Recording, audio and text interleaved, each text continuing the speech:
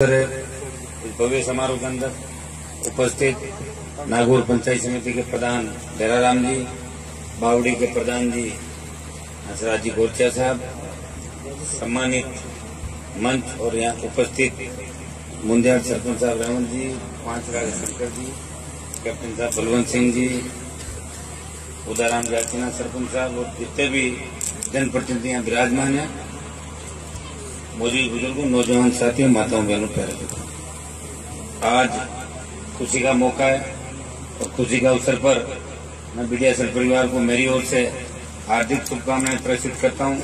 बहुत आप आगे बढ़े और आगे बढ़ने के साथ साथ समाज सेवा और किसान की सेवा का जो बीड़ा आप लोगों ने उठा रखा है, इसी तरह आप समाज सेवा में अपना योगदान दें। आज कोई भाषण देने का मेरे को मुद्दा है, विषय लग नहीं रहा है, लेकिन आपकी इच्छा थी कि मैं दो शब्द आपके बीच कहूं। सारी परिस्थितियां आपके सामने, मैं प्रयास कर रहा हूं। दूसरी बार आप लोगों ने मुझे मौका दिया कि से जीता के, मैं इतना ही भरोसा आपको दिलाता हूं कि हो सकता है कि सरकार के अंदर हमारी बहुत बड़ी भागीदारी नहीं हो, लेकिन खींवसर को विकास के मामले के अंदर पीछे नहीं रहने देंगे। पिछले 5 साल के अंदर विकास के नए आयाम खींवसर विधानसभा क्षेत्र को मिले।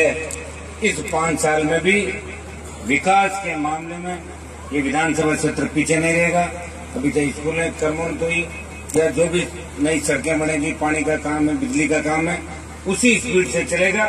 सरकार का कोई बहुत ज्यादा फर्क यहाँ खींवसर क्षेत्र के अंदर, चाहे विपक्ष में, ये तो चलता रहता है पक्ष विपक्ष, कोई ऊपर कोई नीचे, ये तो परिस्थितियां हैं और हमेशा एक जैसी नहीं रहती। जो आज सत्ता के अंदर है, पहले सत्ता से दूर थे और हो सकता है कि कल दूसरे लोग सत्ता के अंदर आ जाए और लोग सत्ता से दूर हो जाए, इसलिए घबराने की आवश्यकता नहीं है। नागौर वीरों की धरती है, बहुत संघर्ष अभी अपने लोगों को करना है, बहुत पीछे अपन रह गए। शिक्षा के मामले में किसान की आर्थिक व्यवस्था ज्यादा ठीक नहीं है, ज्यादातर लोग बरसात के ऊपर निर्भर करते हैं और बारिश अच्छी नहीं होती, किसान मायूस हो जाता है। नहर का पानी अगर बहुत पहले 40 साल पहले यहाँ आ जाता तो किसान की आर्थिक व्यवस्था ठीक होती। आज इस प्रदेश को, देश को बचाना है तो किसान और जवान की आर्थिक व्यवस्था, जवान को रोजगार के साधन और किसान की आर्थिक व्यवस्था ठीक जब ही हो सकती है जब सिंचाई का पानी प्रत्येक गांव गांव ढाणी ढाणी आए। और भ्रष्टाचार जो आज आम आदमी तक पहुंच चुका है, एक फैशन बन गया भ्रष्टाचार, इस भ्रष्टाचार को खत्म करना है। प्रयास हम राजस्थान के अंदर कर रहे हैं, लेकिन हमारे जैसे 5-10 विधायक इस राजस्थान की विधानसभा में आ जाए तो सरकार चाहे बीजेपी की रहे, कांग्रेस की, किसान और जवान के हितों में कुठाराघात राजस्थान के अंदर नहीं हो। ऐसा प्रयास हम कर रहे हैं पूरे राजस्थान के अंदर। आपके आशीर्वाद से कोई बहुत बड़ा समय इस राजस्थान के लोग हमेशा मुझे देते रहे। पहले भी 20 साल का संघर्ष आपके सामने, छात्र राजनीति से लेके आज तक का जो सफर मैंने तय किया, हमेशा सिद्धांत की और मूल्य की राजनीति की। और आज के जमाने में टोटल आर्थिक युग है, आप जानते हो कि बिना आर्थिक व्यवस्था ठीक के नेता लंबा नहीं चल सकता। लेकिन मैं धन्यवाद आप लोगों को दूंगा कि मेरे 4 चुनाव मैंने लड़ लिए, 3 विधानसभा के और 1 लोकसभा का भी आपने निर्दलीय चुनाव लड़ा दिया, लेकिन मेरे किसी चीज की कमी नागौर, खींवसर और जिले के लोगों ने नहीं आने दी। इसके लिए मैं आपका तहे दिल से आभार प्रकट करता हूं। इतना ही भरोसा आपको दिलाता हूं कि आप के मान और सम्मान की रक्षा के लिए हम लड़ाई लड़ रहे हैं। हमारा किसी से कोई व्यक्तिगत झगड़ा नहीं, किसी जाति से हमारी व्यवस्था नहीं और किसी व्यक्ति से भी कोई हमारा किसी प्रॉपर्टी का विवाद नहीं है, लेकिन किसान के मान सम्मान को ठेस नहीं लगे और किसान का झंडा राजस्थान के अंदर ले रहा है। और नागौर का जो मान और सम्मान अपने तेजाजी महाराज नागौर के अंदर अवतरित हुए। अब आप बताओ कि नागौर के लोग अगर अन्याय के खिलाफ नहीं लड़ेंगे तो फिर आप कोई डूंगरपुर बांसवाड़ा के लोगों से उम्मीद करोगे क्या वो लड़ेंगे आपके? नागौर के लोगों को तो लड़ना है। हमारे नेताओं ने पहले अगर लड़ना सिखाया होता तो आज तकलीफ अपने लोगों को नहीं पड़ती, लेकिन फिर भी पूरे राजस्थान में घूम के देखा है जितनी मजबूती इस जिले के किसान और जवान के अंदर है। और मैं कल लोअर टोसिया के अंदर भी था, जोधपुर के लोग भी बहुत जबरदस्त तरीके से मजबूत है और सरकार का मुकाबला कर रहे हैं। थोड़े समय के लिए अपने को मजबूती राजस्थान के अंदर दिखानी है। आपके अधिकारों पे कुठाराघात नहीं होने देंगे। मेरा व्यक्तिगत नुकसान हो सकता है, लेकिन किसान, जवान और हमारे लोगों का नुकसान इस राजस्थान के अंदर नहीं होने देंगे, ये भरोसा मैं आपको दिलाता हूँ। बहुत बहुत आपको धन्यवाद।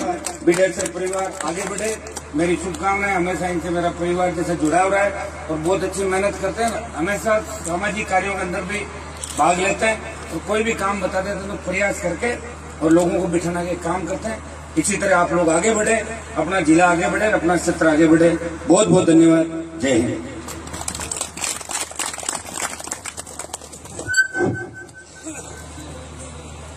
बहुत बहुत आभार माननीय विधायक साहब, आपने बीडेसर परिवार को हार्दिक शुभकामनाएं देते हुए हमें यह भी आश्वासन दे रहे हैं कि आपके लिए हर कार्य के लिए हमें, विधायक साहब ने कहा कि हर समय मैं तैयार हूं। इसके लिए आपका पूरा खीवसर विधानसभा क्षेत्र बहुत बहुत आभारी है।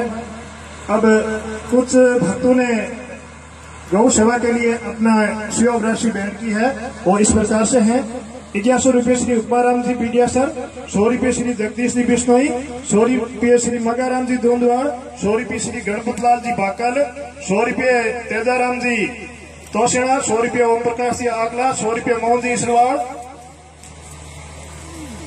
100 रुपये प्रभु सिंह जी कंपाउंडर, 100 रुपये राजूराम जी शर्मा तांतवास, 100 रुपये नरेश माणू, 100 रुपये राजूराम जी धोबी नागौर, 500 रुपये श्री घेवर जी बीडियासर।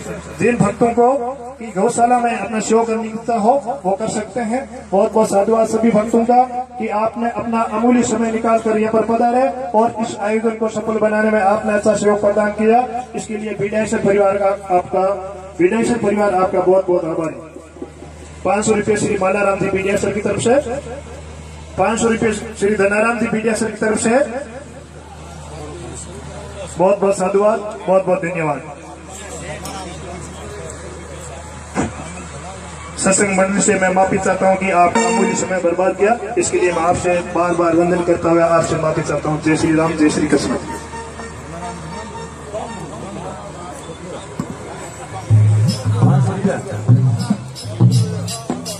हेलो, 500 रुपया धर्माराम जी बांबू कक्कू पेट्रोल पंप वाला की तरफ से कबूतर भंडार भेंट है। मधुराम जी महाराज की ये गौशाला भेंट है।